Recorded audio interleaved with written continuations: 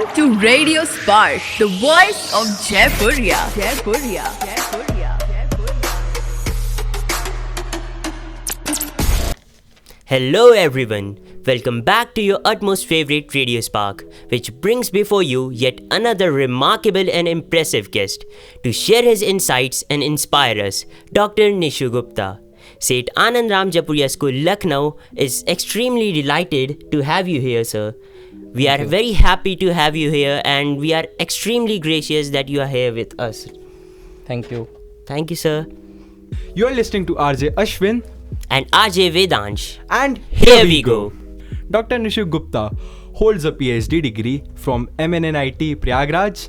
He is a member Experts Committee under E-Governance Standards and Guidelines, Ministry of Electronics and Information Technology, Government of India. Dr. Gupta is a senior member IEEE. He is a visiting research fellow at Norwegian University of Science and Technology, Gjøvik, Norway. He has published 5 patents and more than 42 research journals in reputed articles. Dr. Nishu Gupta has a deep interest in AI, artificial intelligence, and IoT, Internet of Things, and its application in various areas. Welcome, sir. Thank you. Sir, it was quite interesting learning about your interests, researches, and accomplishments. We are all the more curious to learn from you. Sir, I would like to ask you, in today's generation, artificial intelligence, data science, and machine learning are commonly heard terms. So can you simplify the meaning to the audience who is watching right now?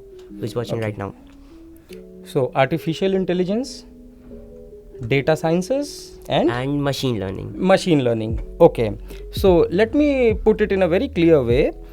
You can think artificial intelligence as a superset with the words like intelligence in artificial manner. The God has given us intelligence which is in its natural form.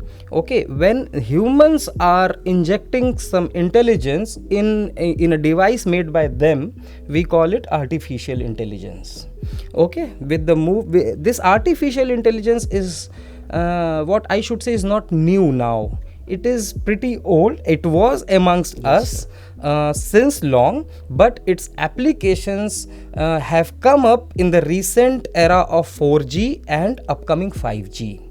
Okay, machine learning is an application or a technology that works on artificial intelligence.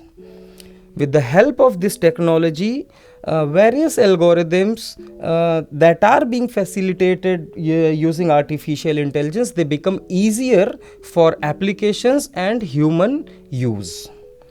Data sciences, anything that you need to work upon in the current digital era is data. Yes, sir. All you need is data. So you apply different types of techniques, sciences, how to analyze those data and extract some meaningful information from it is data sciences. Okay, the study about various techniques in this field is called data sciences. So one and all, these are all related and integrated terms, but they converge to artificial intelligence. Sir, as we were going through your various projects, what struck me the most was the invention of smart helmet. It would be great if you could elaborate about it and tell us more about how you came up with that idea. Good question. Smart helmet. Once it happened to me, it was raining and I was at a traffic signal. I saw one lady, once the signal was green, I saw that lady from one of her hand she was controlling her two-wheeler, and from her another hand she was wiping on the water on the visor of that helmet. Unfortunately, it was difficult for her to control her scooty single-handedly. That was the point that motivated me. Can't we have a wiper on the helmet just like we have a wiper in the cars? Yes. So that was the first point of motivation for me. I discussed this point with my undergraduate students in one of the engineering colleges where I was working. That student came up with the idea, and she was quick to implement that wiper in the helmet with a very low cost and highly effective technology.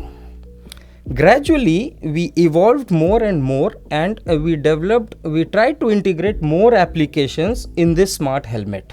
To count, these applications were to add a emergency button, what we call SOS, Yes, sir. in case you need an emergency services, especially for the females. You can press that button in your smart helmet. Thirdly, you have a alcohol sensor, which means that if you are drunk, And driving.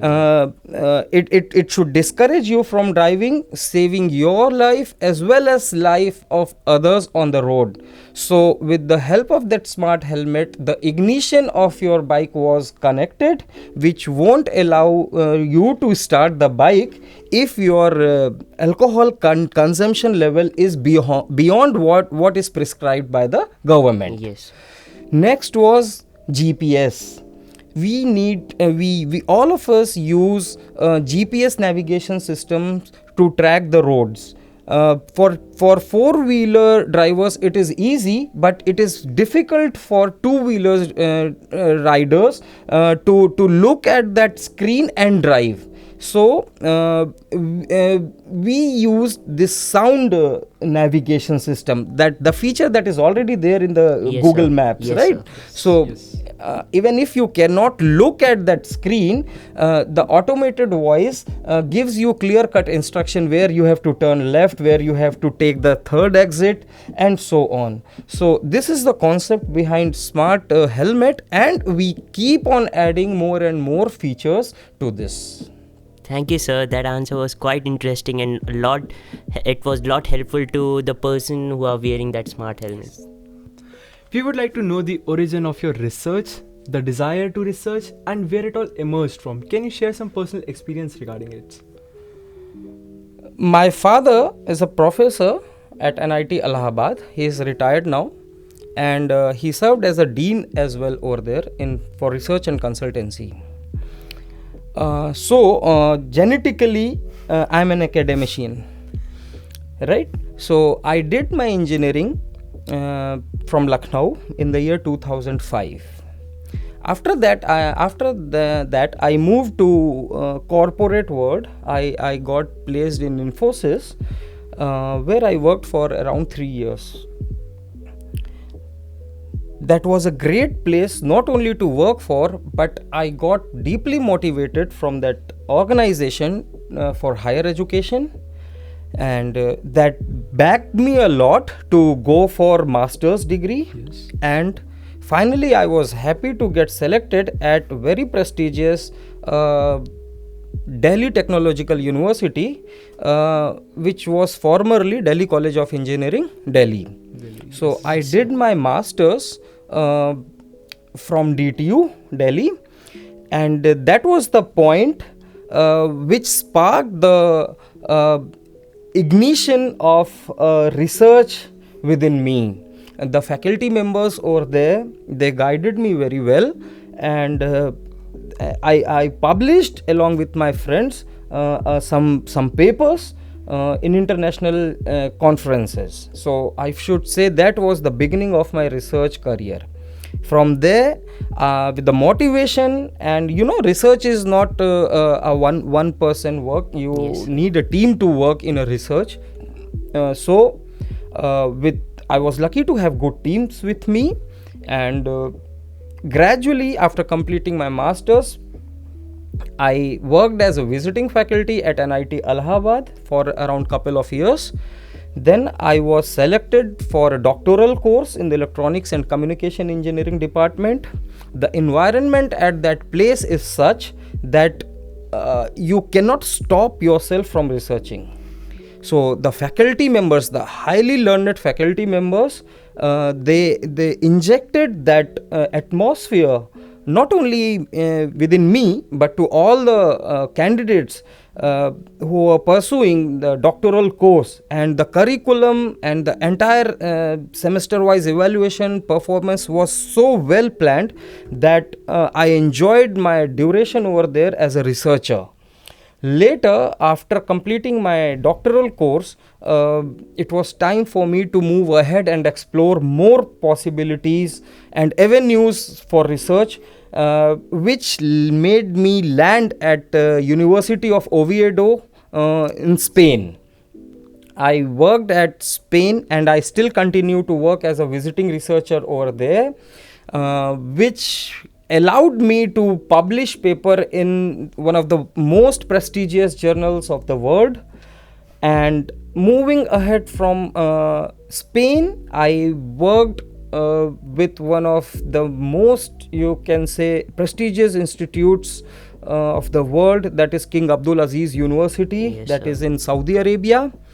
The infrastructure over there is, that cannot be defined in words. That is unbelievable. That again allowed me to publish high quality research papers. Finally, I joined Norwegian University of Science and Technology at the Gjøvik campus in Norway, that ranks 360 in the world among thousands of colleges. So that is how the journey has been so far. It has been comfortable but challenging as well, and it made me learn a lot, which I'll always keep on sharing with the younger generation. This also sparked the interest to research in me. In your opinion, what are the various career choices a student can pursue if he has an interest in IT and technology? Yes.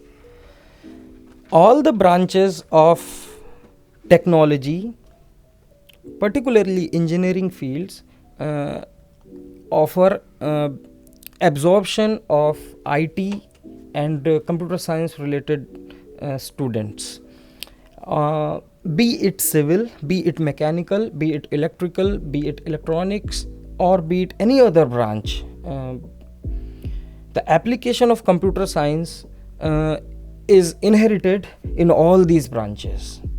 So you take any example like a smart watch, or you take an example of a smart parking system. It is not just dependent on one branch. It involves the contribution of each branch. So we cannot say that one branch is complete. All branches of technology and engineering make you a perfect engineer. Yes. Yes. Thank you, sir. It is absolutely fulfilling and satisfying to learn so much from you today. And I'm sure that my schoolmates feel likewise. This interview surely goes into our treasure box. On behalf of Seth Anandram Jaipuria School, Lucknow, we would like to once again thank you for your insights and giving your time. With this, I am RJ Ashwin, And I'm RJ Vedansh, and we are signing off. And keep listening to Radio Spark. the voice of Jaipuria. Thank you all. Thank you very much. Welcome to Radio Spark, the voice of Jaipuria.